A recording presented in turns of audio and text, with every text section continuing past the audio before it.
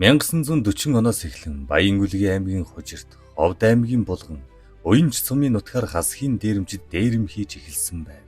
1940 оны 3 дугаар сарын 31-нд Хилийн 5 дугаар отрядын дарга хөшөөж Цэмбэл, комиссар Балжин ям, Орос сургагч Тимохин, казак орчуулагч Манжаев нарын 25 хилчид эргүүл самналт хийн Ховд аймгийн Булган сумын баг хавтаг уулын ард хилээс 10 км-ийн зайдуу орших зээгэн усанд хоноглож байхад тэдний хөдөлгөөнийг гэгээтэй байх үед ажиглаж байсан 200 орчим хасхийн дээрэмчид шүн гиндүүлэн дайрчээ.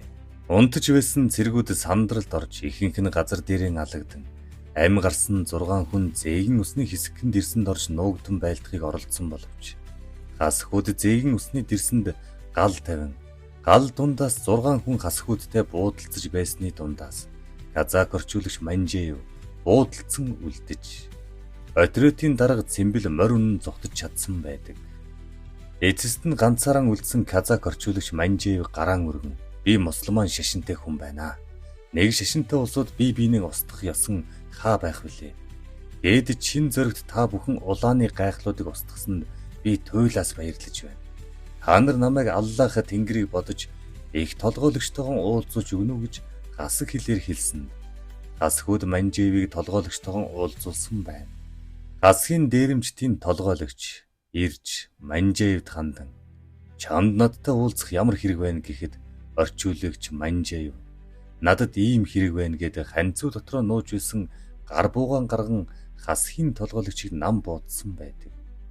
Ийм үйлдэл хийсэн Манжаевыг хасхийн дээрэмчид бүх сумаан дуустал буудаж алсан бөгөөд өгсөн хойно хүртэл зогцыг нь бууцаар байсан юм гэдэг. Энэ хэргийг шалгахаар очисон отрядын төлөөлөгч Гэрэл Чулуу элжтэд туслах сайн дурын группийн хасаг толгой гих дөгөр нар шалган тогтоосноор хасхүүд хилчдийг амарч байхад нь довтлсон ба сургагч багш Тимохин анхныхаа байрлалаасаа холдож англи хийцийн Томсон автоматар нэлээд буудалдсан байртай нас орсон байжээ.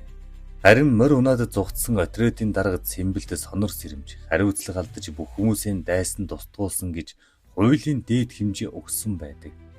Харин орчуулагч Манжаевын тухайд уг тулаанд хасхийн талд байлдаж байсан хожим Монголын талд уран орсон хасхийн дээрэмчин Даскамбайн мэдүүлэгт өгүүлсэн байдаг.